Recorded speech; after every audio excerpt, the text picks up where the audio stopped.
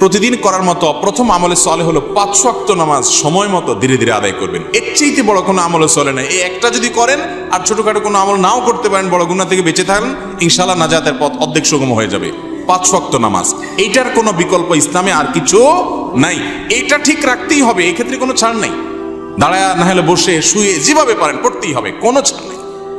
অতএব 1 নম্বর আমল হলো 5 ওয়াক্ত নামাজ পড়বেন। 2 নম্বর হলো সকল বড় বড় মোটা মোটা গুনাহগুলা থেকে বেঁচে থাকবেন। চোখের গুনাহ, হারাম জিনিস দেখা, হারাম জিনিস শোনা, গালমন্দ করা, মানুষের হক মারা, হারাম খাওয়া, এই বড় বড় গুনাহগুলো থেকে বেঁচে থাকবেন। নাম্বার 3, নবী করিম সাল্লাল্লাহু আলাইহি ওয়াসাল্লাম প্রতি বেশি বেশি দুরূদ পাঠ করবেন। আল্লাহুম্মা সাল্লি আলা মুহাম্মদ ওয়া আলা আলি মুহাম্মদ, শুধু সাল্লাল্লাহু আলাইহি ওয়াসাল্লাম, দুরূদ ইব্রাহিম যত বেশি পারেন দিনে 10 বার 20 বার পাঠ করবেন।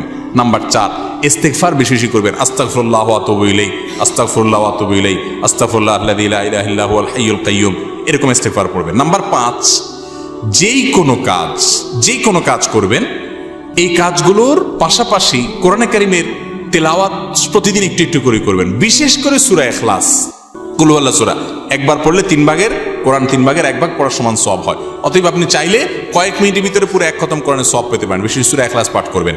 6 নম্বর হলো যত জিকির আছে কোরআন হাদিসে বর্ণিত, এই জিকিরগুলো বেশি বেশি করে পাঠ করবেন। যেমন সুবহানাল্লাহ ওয়া বিহামদিহি সুবহানাল্লাহিল আযীম, তারপর লা হাওলা ওয়ালা কুওয়াতা ইল্লা বিল্লাহ, এটাকে জান্নাতের ভান্ডার বলা হয়েছে।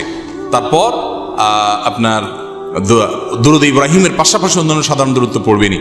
যত জিকির আছে এর মধ্যে একটা জিকির আছে ইয়া জাল জালালি ওয়াল ইকরাম, বেশি বেশি করে। তাহলে ইয়া জাল জালালি ওয়াল ইকরাম, সুবহানাল্লাহ ওয়া বিহামদিহি সুবহানাল্লাহিল আযীম এবং লা হাওলা ওয়ালা কুওয়াতা ইল্লা বিল্লাহ, স্পেশালি এই 3টা বেশি বেশি জিকির পাঠ করবেন। কোনো মুসলমানকে জাহান্নামে দেওয়ার পর কখনো কি তাকে জান্নাতে দেওয়া হবে?